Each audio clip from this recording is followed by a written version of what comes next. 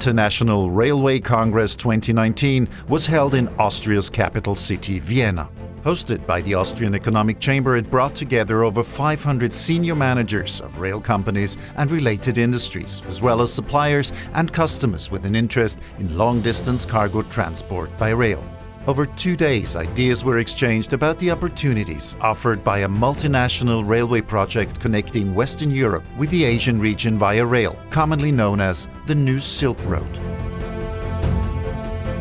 This meeting will be part of a series of meetings and congresses over the next 3 years. From this moment on, no railway entity or project should see itself as a purely national enterprise, but instead as a part of a global fabric. The New Silk Road, of course, is so important because it goes through many countries. Almost 100 countries are involved, and this is really a global outreach. Es wird Staatsverträge geben, dann wird es auf der operativen Ebene natürlich die ganzen Bauplanungen geben, und wenn das Ganze erledigt ist, wird dann der Bau starten, und das sind halt 10 bis 15 intensive Jahre. Technisch haben wir natürlich Herausforderungen. Ein Bahnsystem, das 180 Jahre alt ist, hat sich technisch unterschiedlich entwickelt. Das spüren wir schon alleine durch die unterschiedlichen Spurweiten, die es entlang dieser Strecke gibt. We are working on a chain of mobility. All right?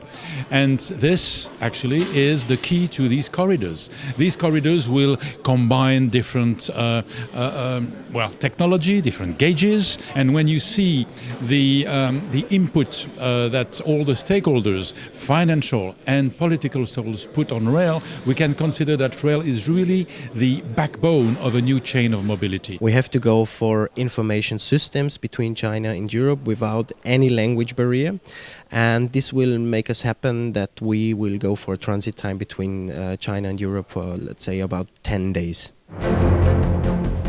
The technical, cultural and economic challenges of linking up the great railway networks and systems of the world for sustainable transport of goods were discussed, and the benefits could be pointed out on a global scale. В этом году по динамике мы уже видим прирост дополнительных 30% к предыдущему году. Это каждый год плюс 30%. Это наша с вами совместная работа. No fewer than 7 memoranda of understanding were signed on the sidelines of the Congress, aiming at improving the efficiency of international freight and passenger rail traffic and reducing global carbon emissions. Aufgrund der Ökologie, aufgrund der Umsetzung Klimastrategie ist es einfach so, dass die Eisenbahn hier stark an Bedeutung gewinnen wird. I think the importance of railway will come back even stronger when we see at all the environmental advantages the railway transportation of freight on railway has compared to other modes of transport. There is no other possibility to save CO2 emissions than the railway. One world, one rail. The challenges of the future clearly point towards a golden era of railway.